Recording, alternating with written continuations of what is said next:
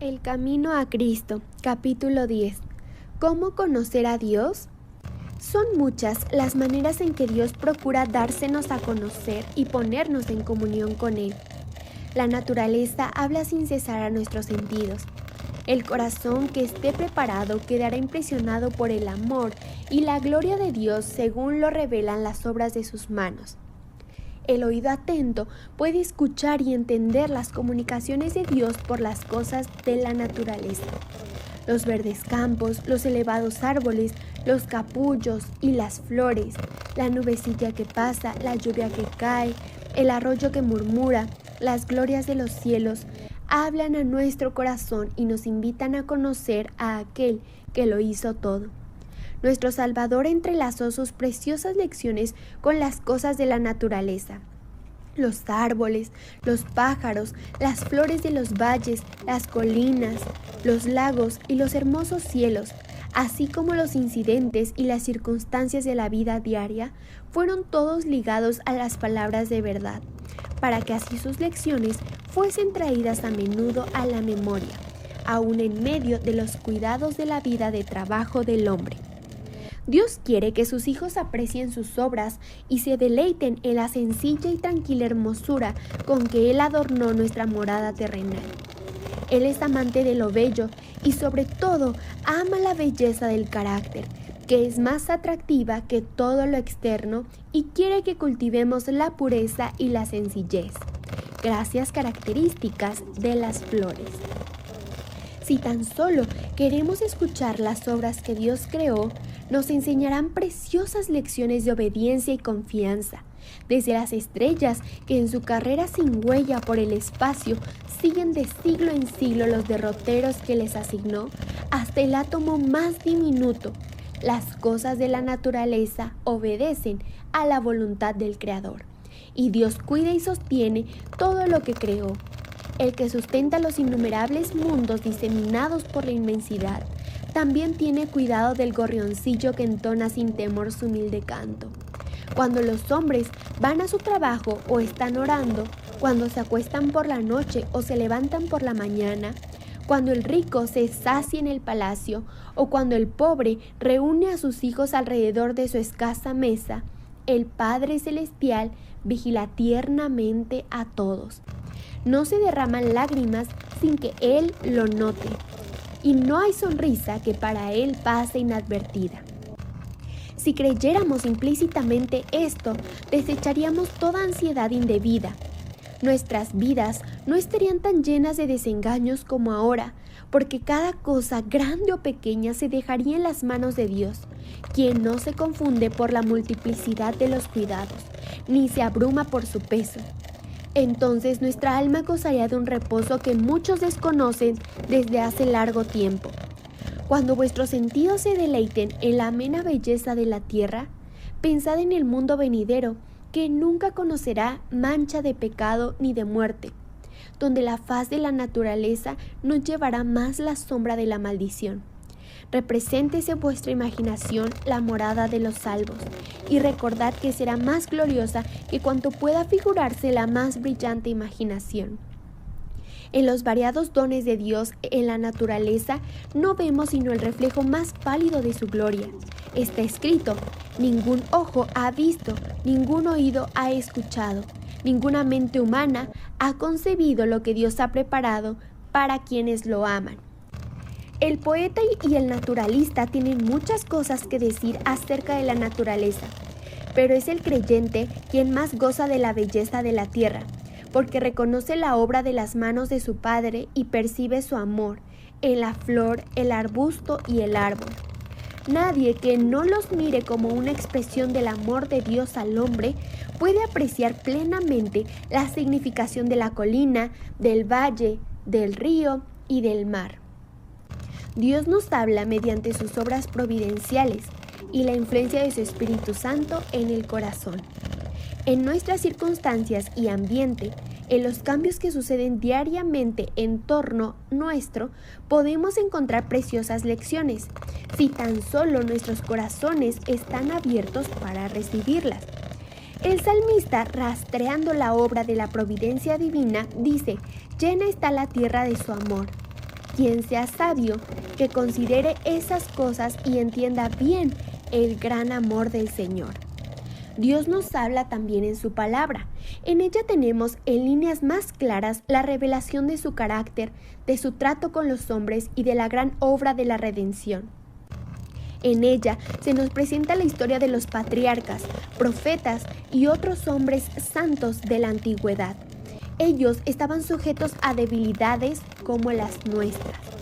Vemos cómo lucharon entre descorazonamientos como los nuestros, cómo cayeron bajo tentaciones como hemos caído nosotros, y sin embargo cobraron nuevo valor y vencieron por la gracia de Dios. Y recordándolos, nos animamos en nuestra lucha por la justicia.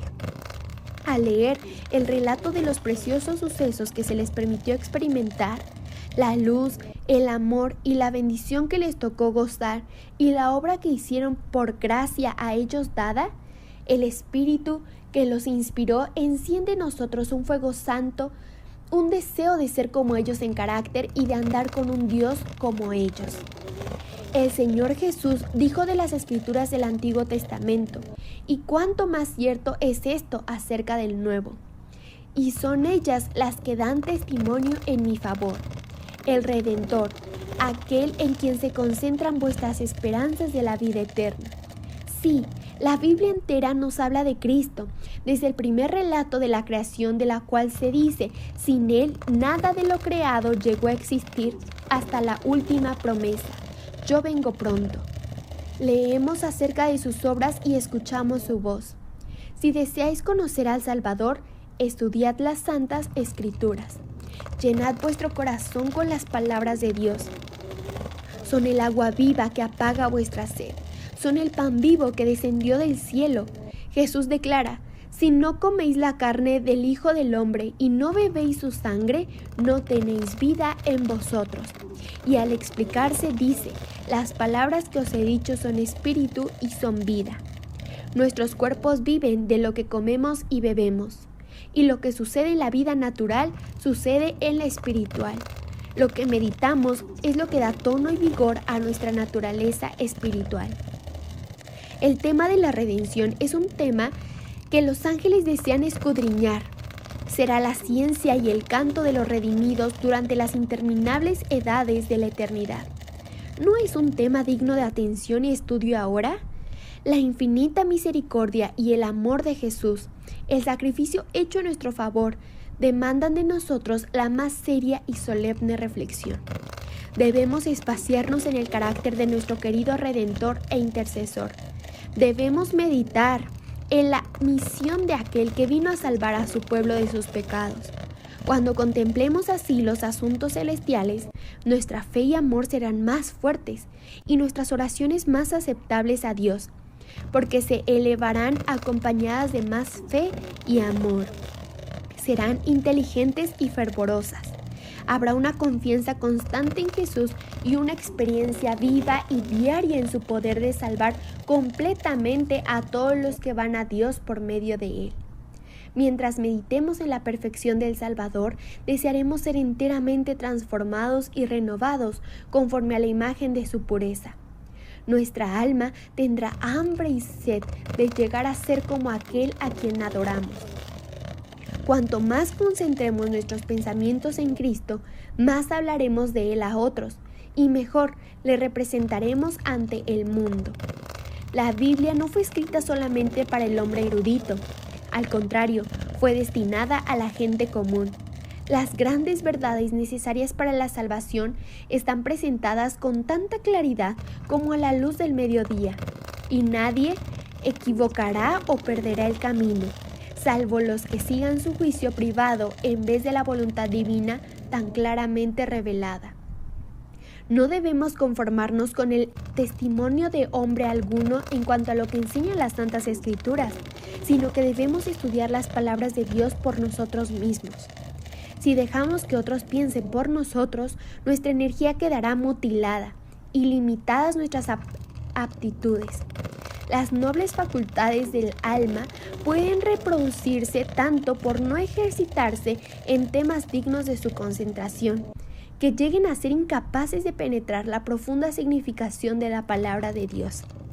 La inteligencia se desarrolla si se emplea en investigar la relación de los asuntos de la Biblia, comparando escritura con escritura y lo espiritual con lo espiritual.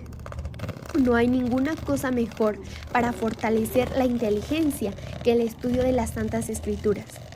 Ningún otro libro es tan potente para elevar los pensamientos, para dar vigor a las facultades, como las grandes y ennoblecedoras verdades de la Biblia.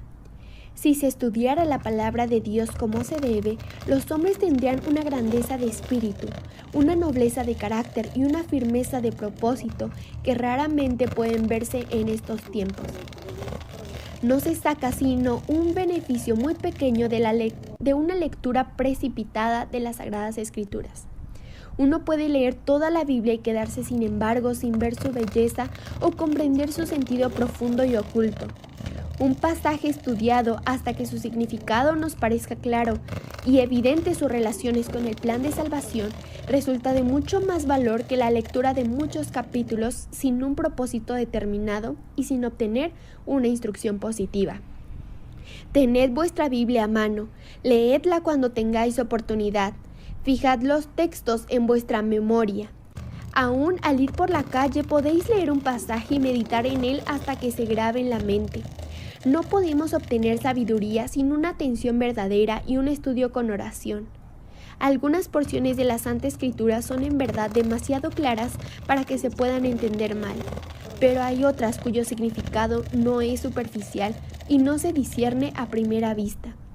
Se debe comparar pasaje con pasaje. Debe haber un escudriñamiento cuidadoso y una reflexión acompañada de oración.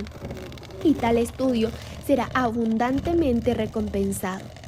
Como el minero descubre vetas de precioso metal ocultas debajo de la superficie de la tierra, así también el que con perseverancia escudriña la palabra de Dios en busca de sus tesoros escondidos, encontrará verdades del mayor valor ocultas de la vista del investigador descuidado. Las palabras de la inspiración meditadas en el alma serán como ríos de agua que emana de la fuente de la vida. Nunca se deben estudiar las Sagradas Escrituras sin oración. Antes de abrir sus páginas debemos pedir la iluminación del Espíritu Santo y ésta nos será dada. Cuando Natanael fue al Señor Jesús, el Salvador exclamó: «Aquí tienen un verdadero israelita, en quien no hay falsedad». «¿De dónde me conoces?», le preguntó Natanael. «Antes de que Felipe te llamara, cuando aún estabas bajo la higuera, ya te había visto». Así también nos verá el Señor Jesús en los lugares secretos de oración, si le buscamos para que nos dé luz y nos permita saber lo que es la verdad. Los ángeles del mundo de luz acompañarán a los que busquen con humildad de corazón la dirección divina. El Espíritu Santo exalta y glorifica al Salvador. Está encargado de presentar a Cristo, la pureza de su justicia y la gran salvación que obtenemos por él. El Señor Jesús dijo: «El Espíritu recibirá de lo mío y os lo explicará a vosotros». El Espíritu de verdad es el único maestro eficaz de la verdad divina. ¿Cuánto nos estimará Dios a la raza humana, siendo que dio a su Hijo para que muriese por ella y manda a su Espíritu para que sea de continuo el maestro y guía del hombre?